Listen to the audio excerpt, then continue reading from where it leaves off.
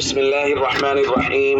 عن ابن عباس رضي الله تعالى عنهما قال: فرض رسول الله صلى الله عليه وسلم زكاة الفطر طهرة للصائم من اللغو والرفث وطعمة للمساكين. الحديث رواه ابو داود. ابن عباس رضی اللہ تعالیٰ عنہ بیان فرماتے ہیں کہ نبی کریم صلی اللہ علیہ وسلم نے لازم کیا ہے صدقۃ الفطر کو کہ وہ روزہ دار کے جو لغو اور بیہودہ باتیں ہیں ان سے روزہ دار کو پاک کرتا ہے، اور دوسرا مقصد ہے کہ مسکینوں کے کھانے کے لیے کچھ نہ کچھ انتظام ہو جاتا ہے۔ تو دوستو، صدقۃ الفطر اس کے نبی کریم صلی اللہ علیہ وسلم کی طرف سے جو مقاصد بیان کیے گئے ہیں وہ دو ہیں۔ حضرت ابن عباس نے بیان فرمایا کہ ایک تو صدقۃ الفطر اس لیے ہے کہ روزے کے اندر اگر کوئی کمی کوتاہی رہ گئی جو روزے رکھے ہیں اس کے اندر، تو اس کمی کوتاہی کو دور کرنے کے لیے صدقۃ الفطر لازم کیا گیا ہے۔ اور دوسری وجہ بیان فرمائی کہ غرباء اور مساکین جو ہیں ان کے کھانے کا کچھ نہ کچھ انتظام ہو جائے تاکہ عید کے دن کم از کم ان کو کہیں ہاتھ نہ پھیلانا پڑے اور ان کی ضروریات جو ہیں وہ بھی پوری ہو جائیں۔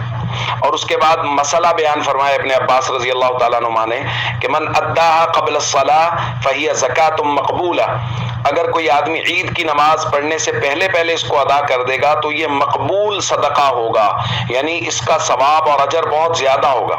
ومن اداها بعد الصلاۃ فہی صدقۃ من الصدقات، اور جو آدمی عید کی نماز کے بعد ادا کرے گا وہ اس کو کوتاہی کرنے کی وجہ سے، غفلت کرنے کی وجہ سے وہ والا ثواب نہیں ملے گا جو عید کی نماز ادا کرنے سے پہلے ملتا ہے۔ تو صدقۃ الفطر کے متعلق ایک تو یہ مسئلہ سمجھ لیں کہ رمضان المبارک میں کسی بھی وقت صدقۃ الفطر ادا کیا جا سکتا ہے۔ عید کی نماز ادا کرنے سے پہلے صدقۃ الفطر ادا کرنا لازم ہے، لیکن اگر کوئی آدمی عید کی نماز تک ادا نہیں کر سکتا تو یہ معاف نہیں ہوگا۔ عید کی نماز ادا کرنے تک بھی اگر کسی نے ادا نہیں کیا تو بعد میں بھی ادا کرنا لازم ہے۔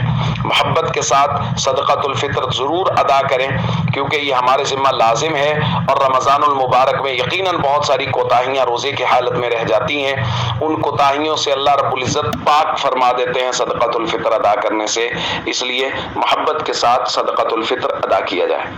السلام علیکم ورحمۃ اللہ وبرکاتہ۔